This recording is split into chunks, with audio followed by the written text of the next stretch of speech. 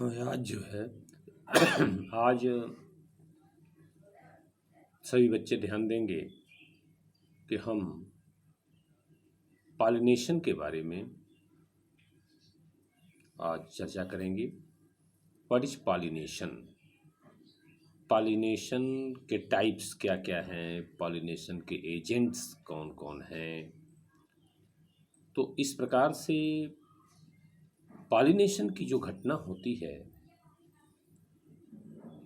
यह मेल और female reproductive organ of the flower जब मैच्योर हो जाते हैं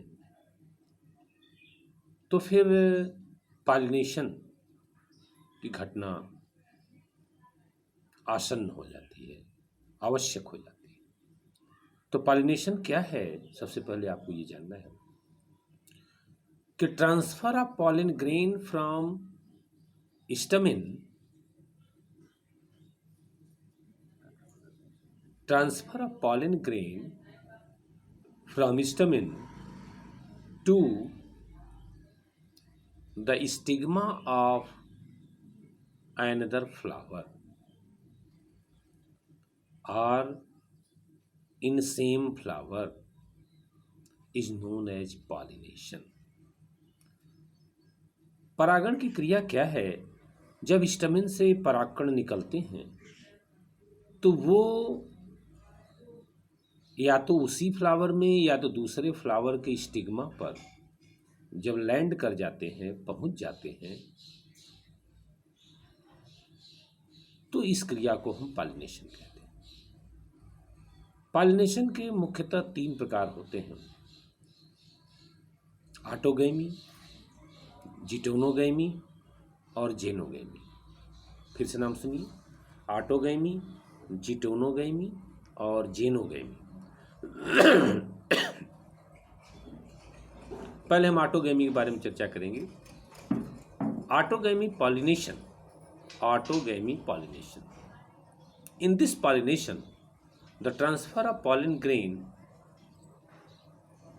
from stamen to the stigma in the same flower is known as autogamy। Flower, autogamous flower are of 2 types: cosmogamous and clistogamous। In cosmogamous flower, after maturity, flower are open, stamen and carpel synchronized, साथ साथ परिपक्व हो जाते हैं, flower खुले रहते हैं, and pollination have done. Pollination की क्रिया जो है हो जाती है।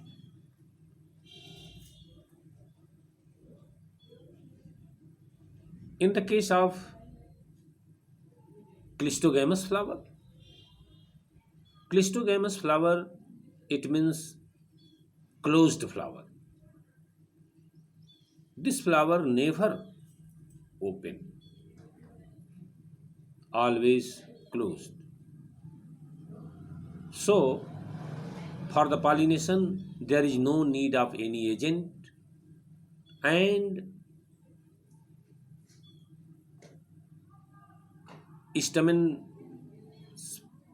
stamen's pollen grain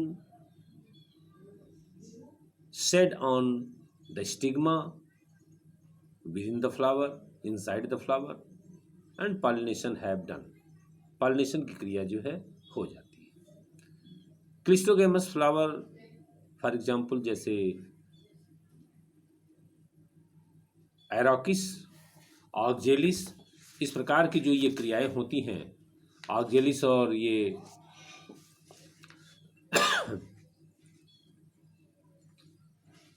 ऑक्जेलिस, एरोकिस, गुलमेहदी, ये सब बियोला, एक बियोला भी पौधा है, उसमें के फ्लावर भी ये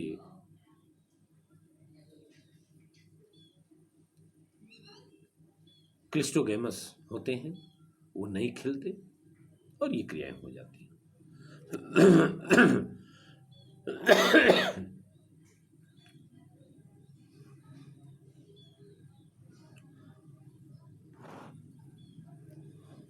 cleistogamous flower conduct pollination without any pollinators, no need of any pollinators, किसी पॉलिनेटर की जरूरत नहीं पड़ती और ये पॉलिनेशन की क्रिया हो जाती है। सेकंड टाइप है जिटोनोगैमी। जिटोनोगैमी pollination when pollen grain of stamen transfer to the stigma of the another flower but in the same plant is known as जिटोनोगैमी। इसका मतलब ये है कि एक फ्लावर का पॉलन ग्रेन स्टमेन से मुक्त होकर यदि वह दूसरे फ्लावर के स्टिग्मा पर लैंड करता है और दोनों फ्लावर एक ही प्लांट के हैं तो this pollination is known as geitonogamy. Figure में स्पष्ट दिया हुआ है, एनसीईआरटी में अगर आप देखें तो स्पष्ट जो है लिखा हुआ है geitonogamy. whereas third type of pollination is known as xenogamy. Xenogamy pollination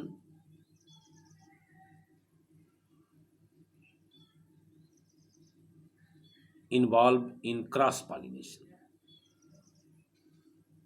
it means इस प्रकार के परागण में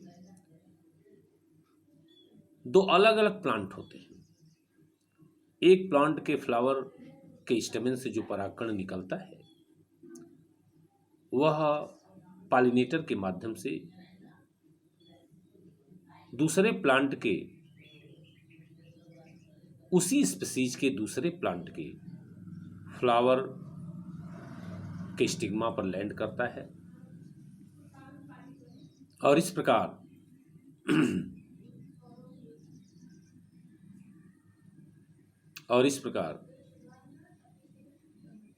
की जो पॉलिनेशन की क्रिया होती है हम इसे जेनोगैमी कहते हैं।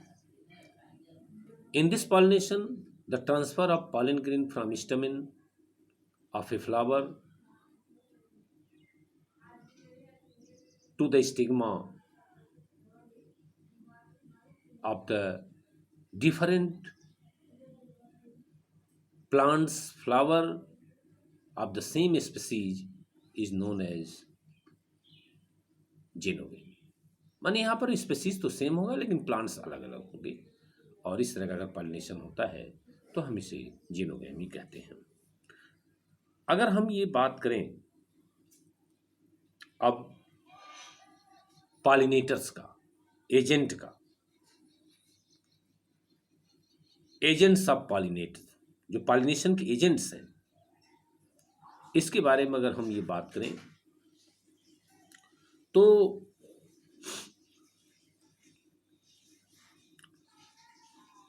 पॉलिनेशन की क्रिया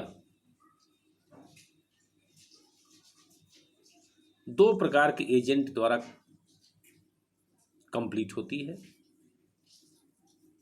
एक तो एबायोटिक पॉलिनेटर और दूसरा biotic pollinating agent. Abiotic pollinators are of two types, for example air and water, and biotic pollinators are so many insects, birds and animals।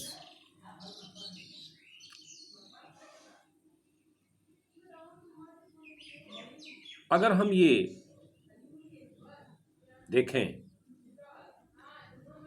कि पौधों में किस प्रकार के एजेंट्स के द्वारा पॉलिनेशन अधिक होता है तो very small proportion of plants, very small proportion of plants conduct by abiotic pollinators, and a major proportion of plants are conducted by biotic pollinators. माने बहुत कम पौधे एयर और वाटर के द्वारा पॉलिनेट होते हैं। अधिकांश प्लांट्स में जो पॉलिनेशन की क्रिया होती है वो बायोटिक होती है। अब अगर हम ये ध्यान दें एबायोटिक पॉलिनेटर्स में जो विंड है कि वायु के द्वारा कैसे पॉलिनेशन होता है और उनके लिए क्या क्या स्पेशलाइजेशन होता है, चाहे वो स्टमेन हो चाहे वो पिस्टिल हो, इनके बारे में अब जानना है। पॉलिनेशन के लिए एयर पॉलिनेशन में pollen grains should be very light. Pollen grains को बहुत हल्का होना चाहिए and sticky nature, have sticky nature. Pollen grains should have sticky nature and light in weight, which move with air easily। हवा के द्वारा वो आसानी से वो जा सके, इसलिए हल्का हो। और फिर बहुत ही ये यहाँ पर थोड़ी सी मिस्टेक हुई है। पॉलन ग्रेन्स हल्का तो हो लेकिन नॉन स्टिकी हो, मतलब चिपकने वाला नहीं होता। मैंने चिपकने वाला बोल दिया था, तो नॉन स्टिकी इसका मतलब पॉलन ग्रेन को बिल्कुल ड्राई होना चाहिए, सूखा होना चाहिए, ताकि वायु से वो के साथ उड़ करके वो पहुंच जाए। और जो पिस्टिल है उसका जो स्टिग्मा है थोड़ा फेदरी होना चाहिए। फेदरी होने का मतलब कि जैसे रोमिल होना चाहिए, ताकि अगर वायु से परागकण अगर उड़ करके जा रहा हो वायु के साथ तो वो उसमें उलझ सके। तो इस प्रकार से ये फेदरी होना चाहिए। एक बहुत बड़ा उदाहरण या एक बहुत बड़ा स्वभाव विंड पॉलिनेटेड फ्लावर की होती है कि जो एयर पॉलिनेटेड फ्लावर होते हैं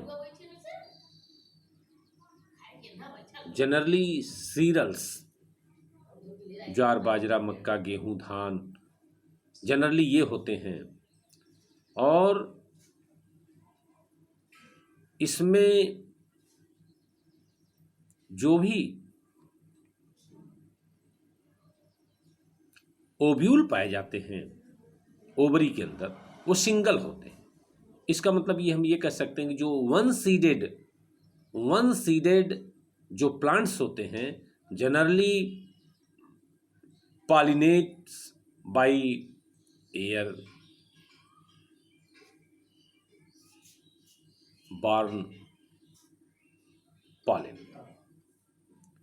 मैंने कहने का मतलब ये है कि जो ये एयर पॉलिनेटेड प्लांट्स होते हैं जो वायु के द्वारा पॉलिनेटेड होते हैं, उनके ओवरी में सिंगल ओव्यूल होता है, वन सीडेड होते हैं। Air pollinated plants generally grasses भी होते हैं। अब अगर हम ये देखें कि वाटर के द्वारा पॉलिनेशन कैसे होता है, वाटर पॉलिनेटेड प्लांट्स, सामान्य सी बात है कि जो पौधे प्लांट्स वाटर में मिलते हैं उनमें वाटर पॉलिनेशन होता है। लेकिन यहाँ पर बहुत से आपको अंतर भी देखने को मिलेगा, स्पेशलाइजेशन भी है। जैसे वाटर लिली और वाटर हाइसिंथ, दो प्लांट्स हैं, water lily and water hyacinth. ये ग्रो करते हैं वाटर में, लेकिन इनके flower above the water, so it conduct by air pollination. Air pollination के द्वारा ये कंप्लीट करते हैं पॉलिनेशन की क्रिया। इसमें वायु द्वारा ही परागण होता है, जबकि ये वाटर हाइसिंथ और water lily both are water plants. इनके अलावा Vallisneria Hydrilla both are also water plants. In Vallisneria flowers grow and reaches above the surface of water. इनका जो वेलिस्नेरिया है, इनका जो फ्लावर है वो ग्रो करके ये पानी की सतह पर आ जाता है। और pollen grains are released from the stamens are also goes to the surface of water, and pollen grains passively with the water current currents reaches to the stigma and conduct pollination। माने Vallisneria में जो परागकण है वह भी पानी पर आ गया, और पानी की धारा के साथ वह जब भी पहुंचता है स्टिग्मा पर, उनके फीमेल फ्लावर की स्टिग्मा पर, तो पॉलिनेशन की क्रिया हो जाती है। Whereas in the hydrilla and other submerged plants,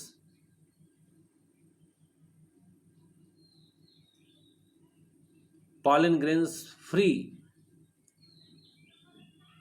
inside the water and pollinate the female flower inside the water,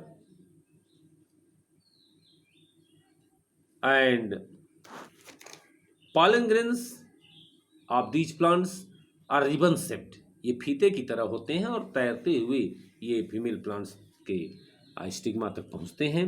इसके अलावा अगर हम ये देखें कि इनका जो pollen grains होता है म्यूसिलेजिनस कवरिंग के द्वारा ये ढके होते हैं ताकि ये गीले न हो, और ये किसी प्रकार से मूव करने में इनको दिक्कत न हो। ऐसी स्थिति में ये पानी के अंदर बिना सड़े गले ये उसको पॉलिनेट करते हैं, परागण की क्रिया को संपन्न करते हैं। इनके अलावा अगर हम ये बात करें बायोटिक पॉलिनेटर्स, तो जो बायोटिक पॉलिनेटर्स होते हैं, अब इनके बारे में अगर हम ये देखें कि जो बायोटिक पॉलिनेटर्स हैं इनमें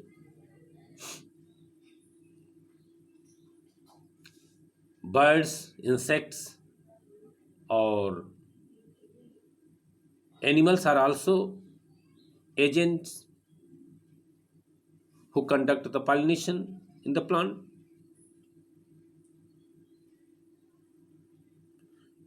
कुछ फ्लावर ऐसे भी हैं, ये बड़ा ही एक आश्चर्यजनक घटना हम बता रहे हैं, आपके एनसीईआरटी में भी उल्लेखित है।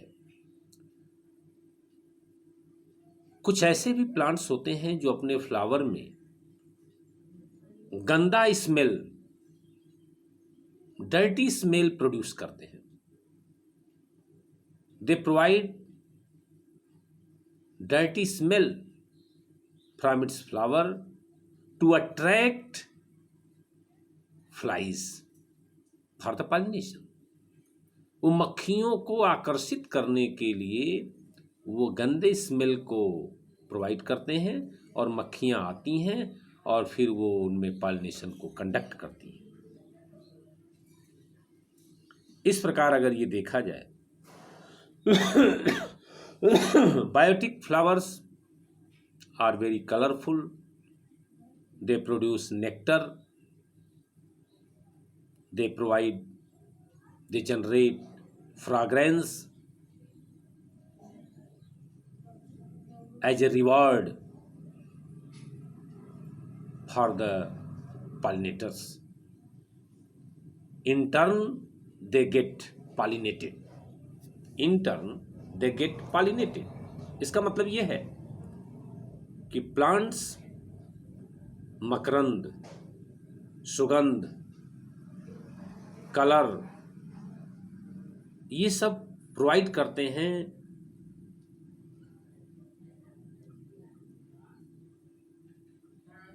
बायोटिक एजेंट को, लिविंग एजेंट्स को आकर्षित करने के लिए।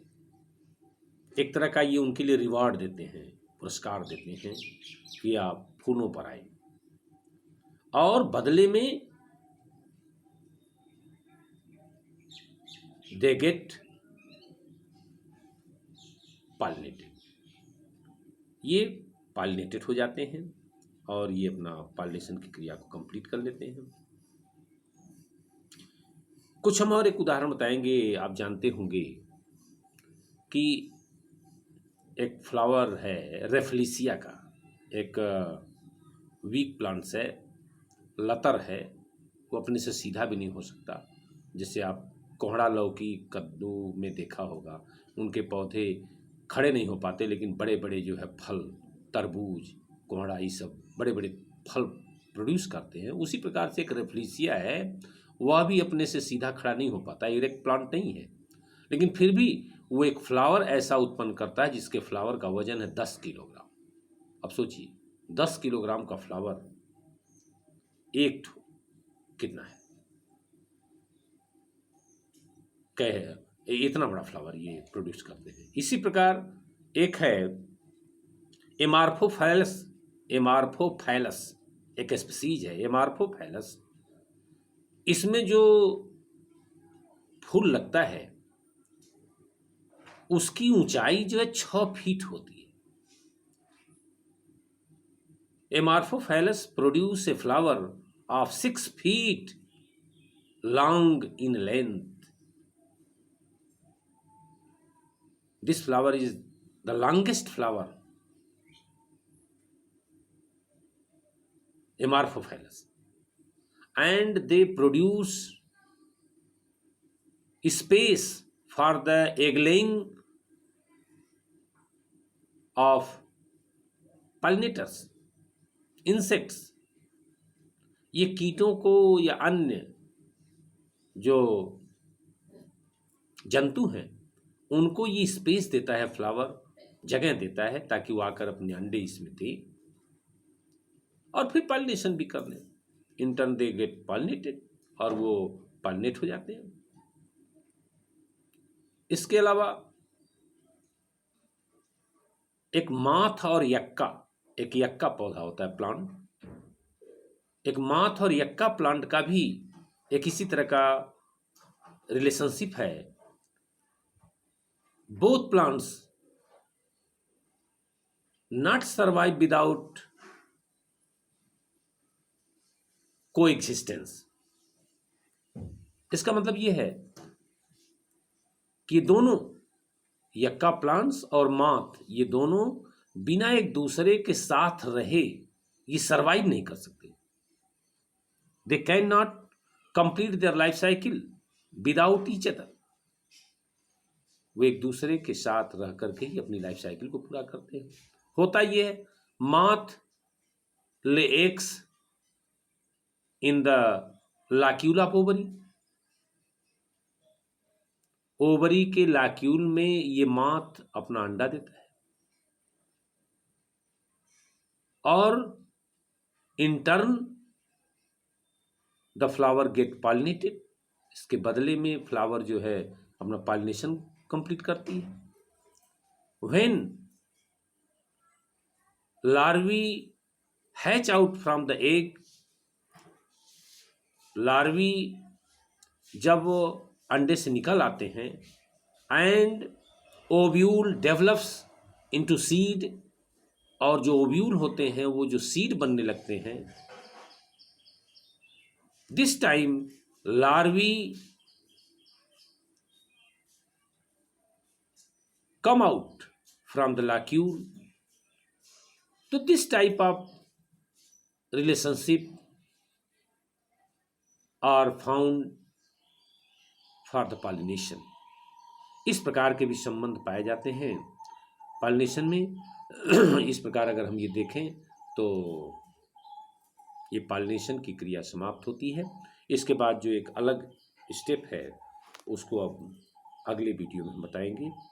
आउटब्रीडिंग क्या है और पॉलन पिस्टिल इंटरेक्शन क्या है, और आर्टिफिशियल जो हाइब्रिडाइजेशन है ये क्या है, इनको जो है एक अगले वीडियो में बताएंगे।